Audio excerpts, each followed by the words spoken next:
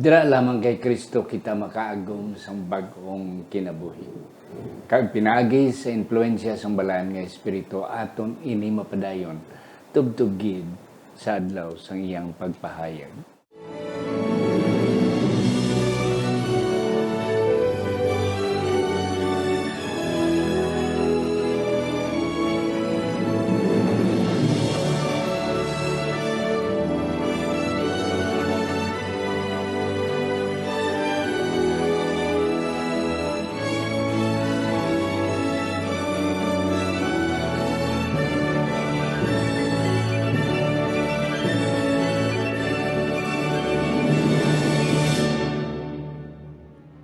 Ang pagtuon subong simanal nga pag-usisa, pag-review o kung pagtuon, pagtungkad sa atong leksyon sa eskwela sa Batika.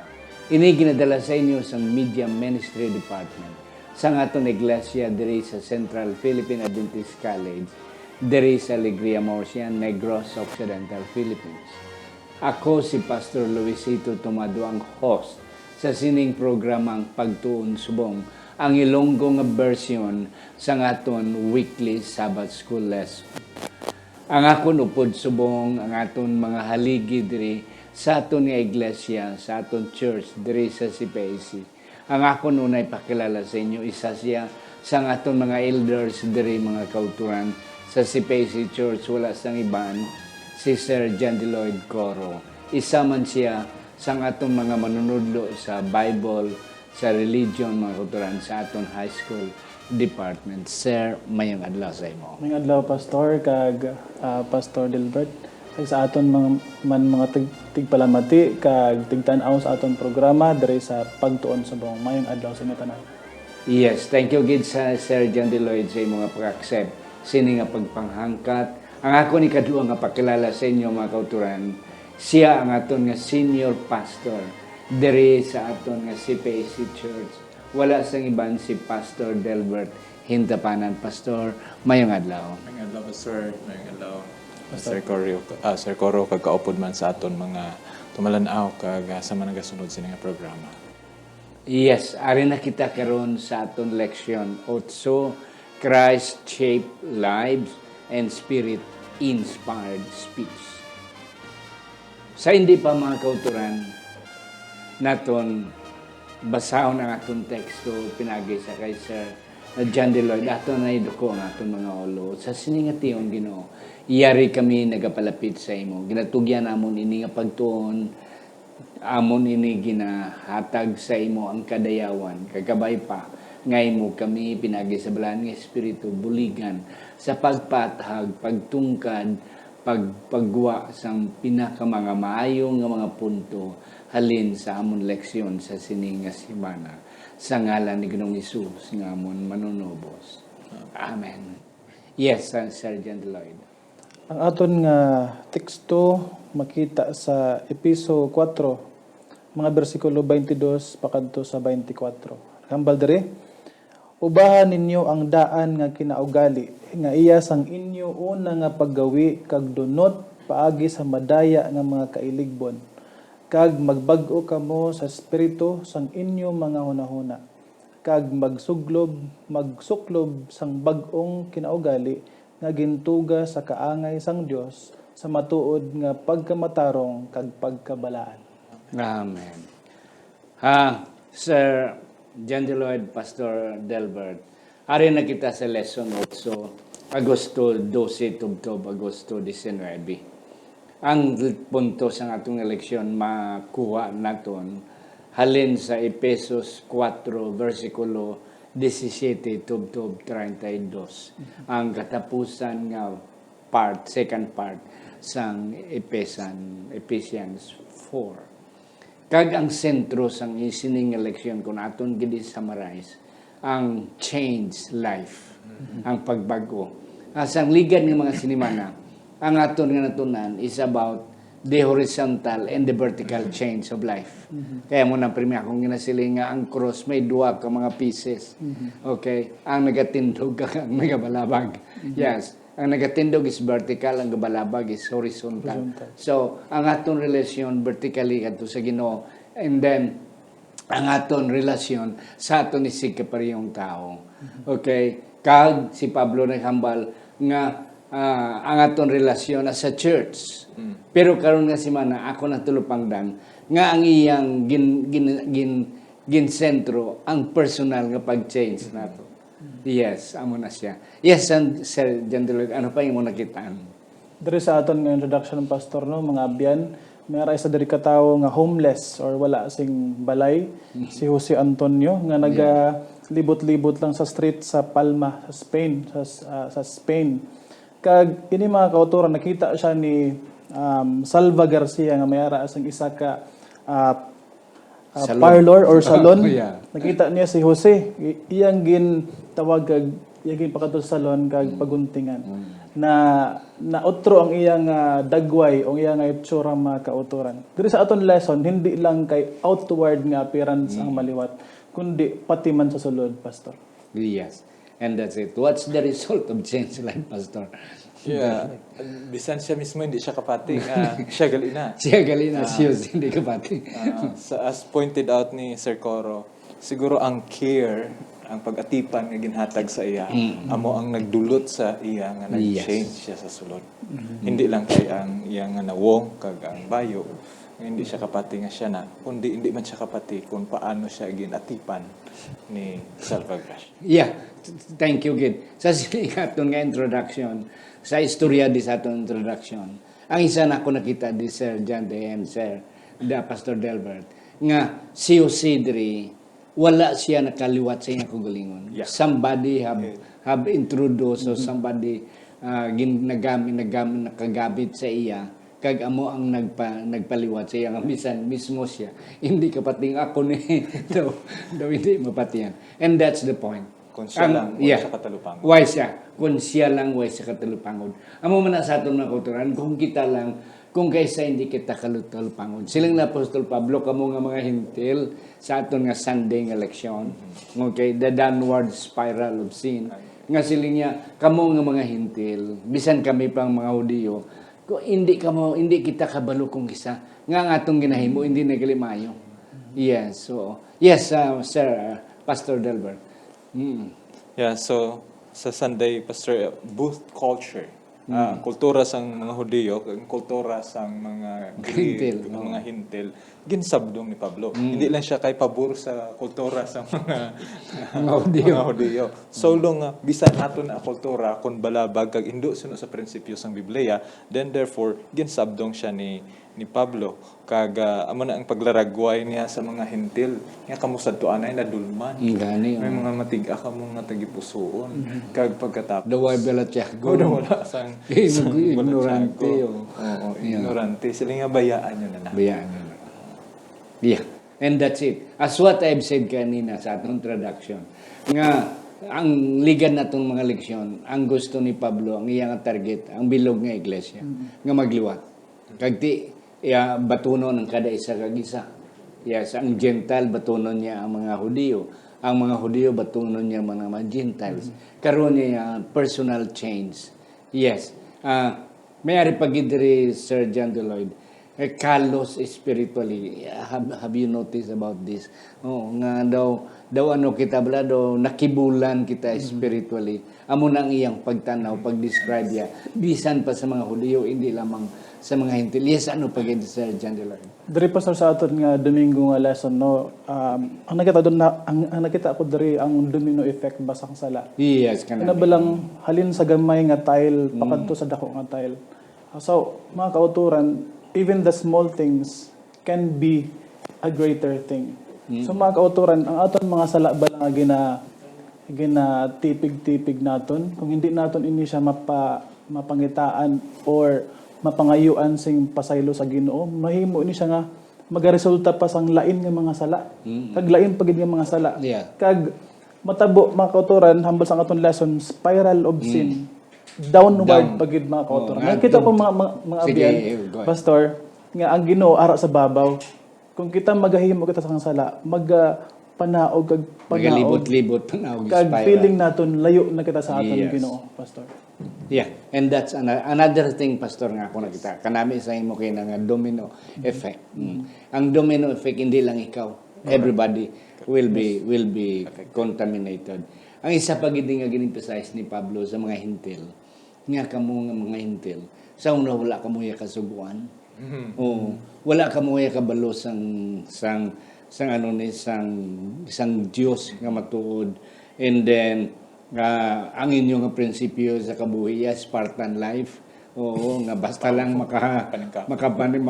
makapabor amo na. Oh, and then ignorance of spiritual life. Amo ni siya, tisilin Pablo, let us change. Yes, Pastor, may kadugang ka. Yeah, Pastor. Ay, isa ka butang niya na ako nakita nga matun-an naton sa kay Pablo, Pastor, no? Kag sa kabuhi man sa sulod sa iglesia. Ay kung kaisa basi kita sa aton man nga pagpanimuha nga idulaon ang sala, ma-focus kita sa mga specific na mga sala kag aton paghingalanan kag listahon. Si Pablo wala sa sang specific nga gina-target. Though we will call sin by its right name. Pero ang nanamian ko di kay Pablo is that the general pattern, ang behavioral pattern. Kay kung kisa makasala man gid ta, hindi man gid specific kuan may ara gid man taya sala. So si Pablo wala nagsabdong sang kaisa o kung kadua kundi pattern. Ang alagisod na kag ang trajectory kung diin ka pakadto. Amo na nga spiral downward trajectory. Amo na ang gusto ni Pablo nga sabdungon sa iglesia. Untaton gina siya. Kay kung imo na babayan niya mapadalom lang ginapadalom. Until later on silang krayo sa akon. No need of coming back. Dramatic change of clothing. Ano ni nga clothing, Sir John Deloy? Ang ginapensin din ni Pablo, yung clothing bala, bayo naton, nga bayo ni nga barong Amerikana naton, barong Tagalog. Is this the kind of clothing nga ginaambal ni Apostol Pablo? Diri mga biyan mga kautoran, Pastor Delbert, Pastor Tamado, hindi ni siya nga outward nga clothing. Though there is aton lesson, ginpaatag dari ginpakita nga ang garments or clothing makapakita kung ano ka klase ang tao, manggaranon ba o pigado. So, ang clothing makabulig sa aton kung ano nga klase ang ini nga tao. Pero ini diri nga clothing hambal sa aton nga lesson. Nakita ko ni nga amo ni siya ang robe of righteousness sang Ginoo. Mga abyan kung wala pa kita Dios or kung wala pa si Kristo naga-establish sa aton mga tagipusoon nga gunahuna. Ang aton ginasuksok higgo pa. Bisan gani mga kautoran ng aton pagkamatarong higgo ini sa mata sang Ginoo. Hambal sang Biblia, our righteousness is like a filthy rag. Kung sa aton lang mga abyan kautoran pagpaningkamot, ining aton hindi kita maluwas ang atong pagpaningkamot pag follow sang kasuguan sa aton nga kusog, hindi makaluwas sa aton mga kautoran. Kaya makalawas lang sa aton mga abyan ang pagkamatarong ni Kristo. So kung batunon naton si Kristo, isip aton personal nga manluluwas, ang Ginoo hindi na magtulok sa aton nga higko or makasala. Pagtulok sa aton sang Ginoo, makita niya ang pagkamatarong ni Kristo. The robe of righteousness nga gin-impart sa aton, Pastor. Yes. Ang isa pa, before na ako natay kay Pastor Delbert, ang isa pa diri nga panapton, clothing, change, dramatic change of panapton. Kay ang konsepto, ang image diri ang gin-explicar ni Pablo nga tisang unaya ang panapton niya hindi kadamo bayo kay mahal kay kabudlay tayon wala pa sang kinamot lang, wala pa sang mga modern mga machine nga mag-wave sang mga clothing. So most likely ang mga tao day isa duwa lang ka panapton. Kag doa mo lang na pero may ginasuksok nila until nga magdunot na. Yes. So doa mo na siya. Diri sa ang kuha ni Pablo, makita mo kung sino ina nga tao by the way he dressed. He clothed himself. Ngayon na siya manggaranon kay pirmi lang kay nami ang iyang mahal ang iyang ina siya pobre, ina siya mo na. Tiyan mo na ang siling ni Pablo nga by the way you clothe yourself, people can determine kung sino ikaw. Nga, susubong niya ang mga panapton niya, easy na lang, damo na, iban nga ni, pila ka dosina, pila ka aparador. The point is, nga sa aton pagpanapton spiritually, people can have a good detection kung sino ikaw. Yes, Pastor. So in that sense, ang bayo nahimo na identity. Yeah, identity. Na-identify na ta kung sino ta suno sa aton nga bayo. Bayo. So mo na nga ginhambal ni Pablo nga ubahon naton ang daan naton nga kinaugali. Kinaugali.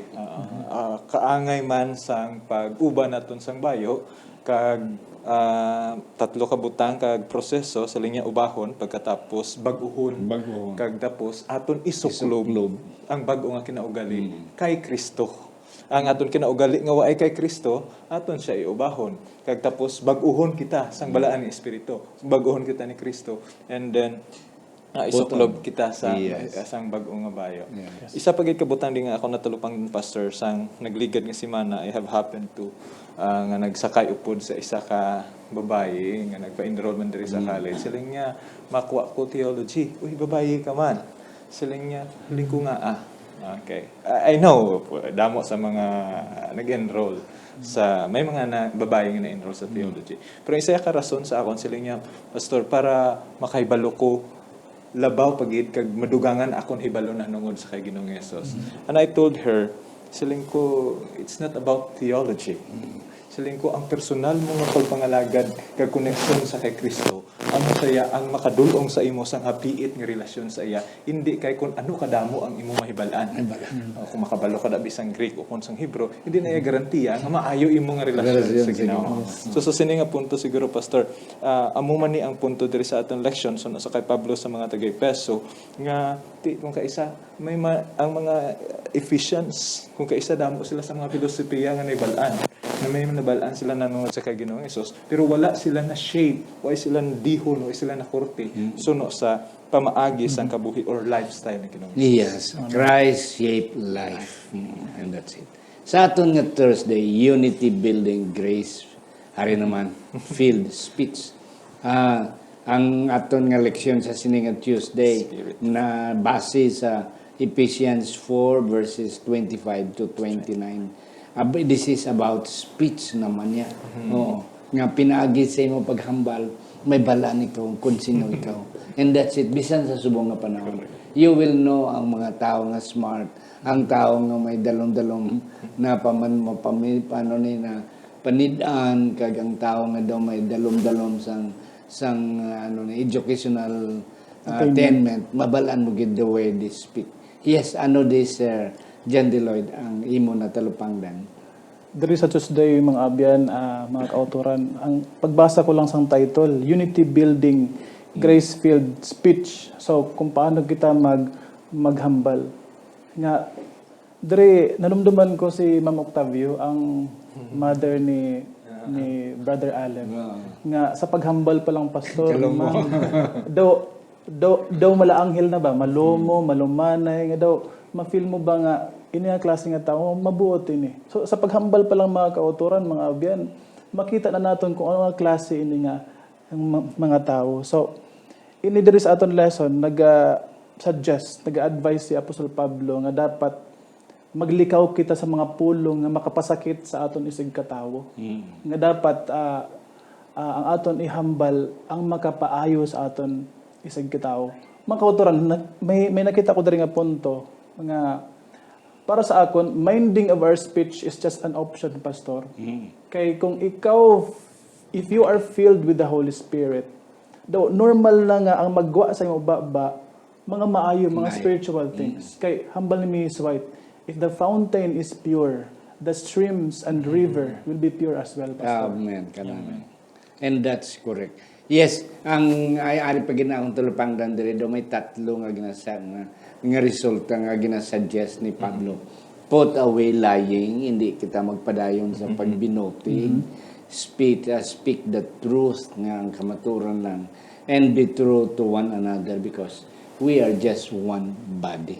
So, doon muna. Yes, Pastor, ano pag inimang talupang? Pastor, pero sa akong kung ma-emphasize naton ang unity kag pagligon sang body of Christ nga mo iglesia, so muna let us put away lying.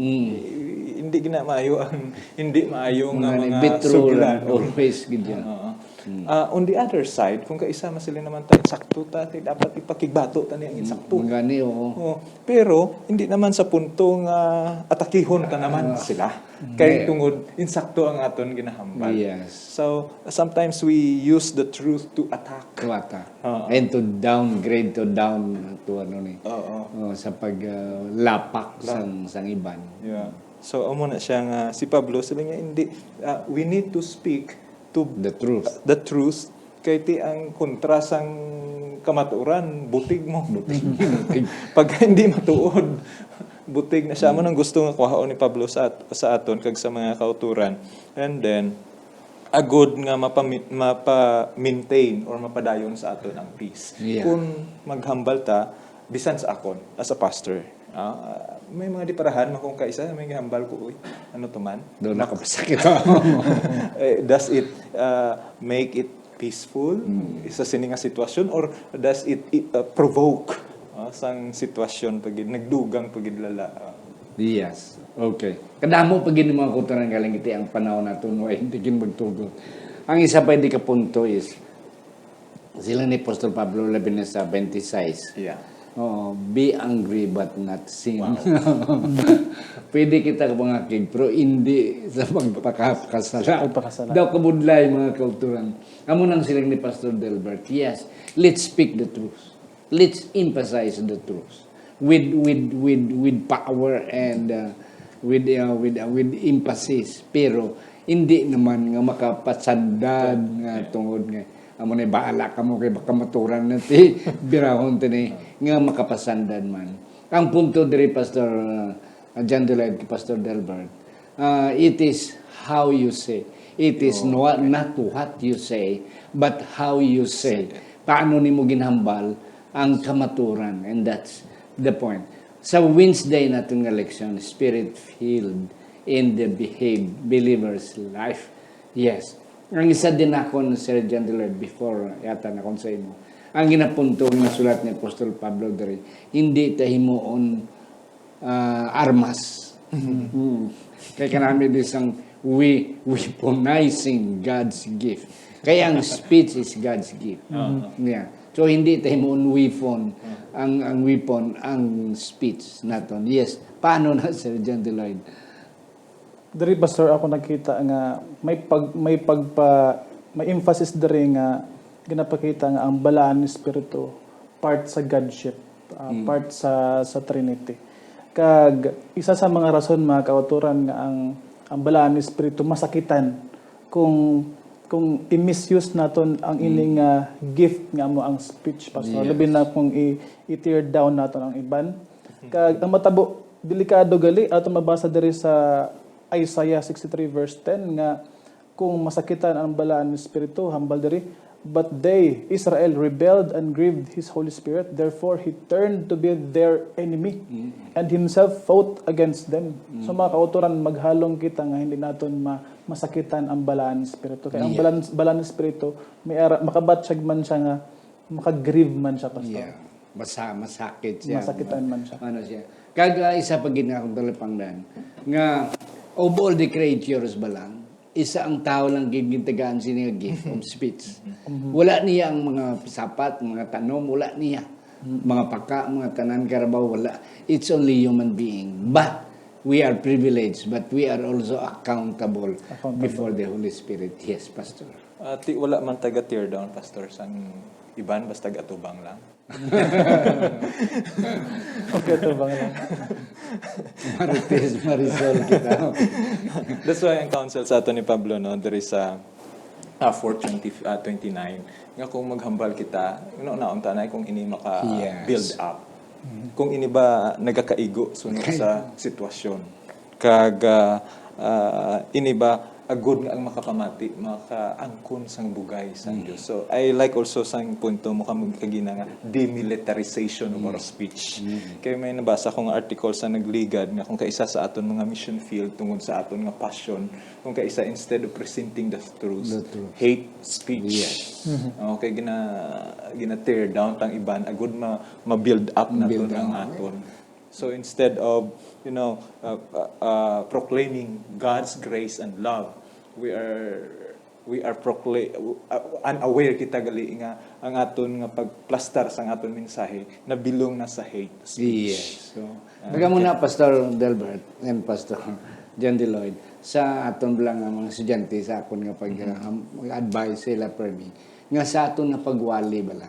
Oo. Hindi ta gamiton ang ibang nga reliyon nga aton i-put down. And ang isa pagid, we never mention specific religion nga amo ni sila sala ni amo na di matuod ang Adventista. That's not correct. That's not the way we present the truth. Yeah. Present lang tayo, hindi lang natin pag-downgrade ang ibang nga religion, especially pointing and specifying their names.